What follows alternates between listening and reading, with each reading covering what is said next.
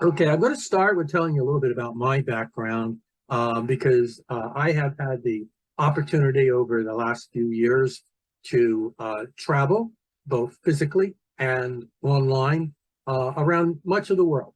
And I want to give you a glimpse of that because I think my experience over the last decade may be somewhat similar to your experience in the coming decade. So first off, I entered teaching rather late, about 30 years ago. I left uh, work in technology as a manager and as an analyst and as an accountant and as a controller and a variety of different business related things in emerging technology businesses. I like new things. I like new things that are just getting started up. And I decided it was time to, well, do some things that I had planned on doing through much of my life, which my wife had encouraged me to do. And one of the things that I did was to get a master's degree in science, financial services at the American College in Bryn Mawr in Pennsylvania. That was back in 2006, so that's been a little while. And next up was we just bundled up everything and we headed off to Bulgaria for 2 years with the American Peace Corps. The Peace Corps is an organization that assigns volunteers to different countries that want to take advantage or use our skills in their systems. A lot of those opportunities are teaching positions. So both my wife and I were located in Bulgaria. She taught at an art school, and I basically was aligned with the local Chamber of Commerce and Industry, which was a lot of fun. Still teaching because basically the focus there, rather than being on English, was more on teaching business planning skills and Excel, different types of software, and so on. And I enjoyed that a great deal. In fact, I enjoyed it so much that after that, I went off to Western Illinois University on a Peace Corps fellowship. It's a great scholarship program that's available to people who have been in the Peace Corps. And my wife and I spent about 3 years. And in the Midwest, America is not. It's much like Europe. If you're an American, you definitely know that you're in a different part of the country as you move around, because people's accents, people's culture, people's background are very different depending on whether you're in the north, the south, the middle, or any of a number of different places in between. And we really loved being in the American Midwest because it's a little bit like, it's a little bit like our experience in Eastern Europe. There's not quite so much population density.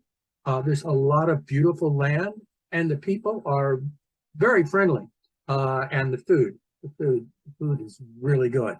So I recommend it if you ever have that opportunity.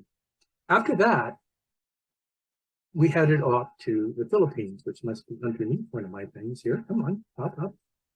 There we go. We spent 2 years in the Philippines in a place called Iloilo. That's the name of the city. It means basically nose. Don't know where that came from, but that's the name of the city, a fairly large city in the Philippines. The Philippines is kind of an interesting country because it's had Spanish influence, it's had English influence, it's had Chinese, and it's had Malayan influence. So it's a variety of cultures together, brewed into their own unique version, which is pretty good. They have a great interest in and value in family in the Philippines. And we had the opportunity to teach at the West Visayas State University in Iloilo for a little over 2 years. And we were working primarily with students for whom college was the first time that anyone in their family had done that. So it was a great experience. My own background was that no one in my family had been to the university before all this, before I decided to go. So I can kind of relate to first generation students. And when we came back, I became an instructor at the American University here in Washington, D.C. That's basically where I'm coming to you from. I'm coming actually in a little town just east of Washington, D.C. called Hyattsville. But we've been here, since 2017. So almost 5 years. We spent the pandemic here.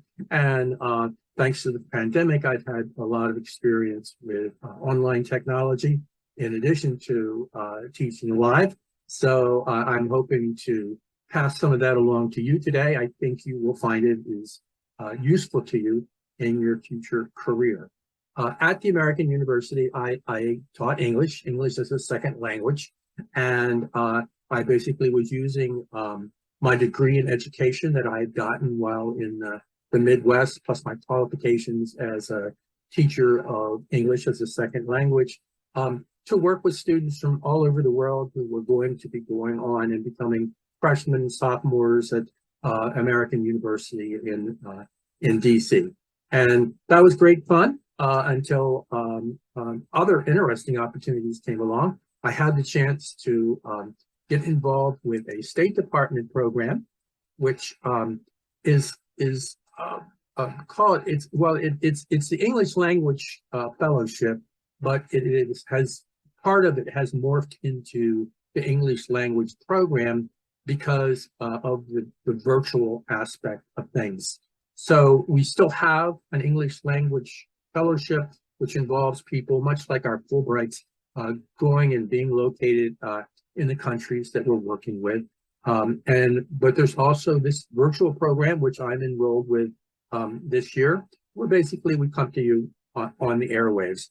I worked at Hebron University. Originally, I had planned to spend a year in Palestine.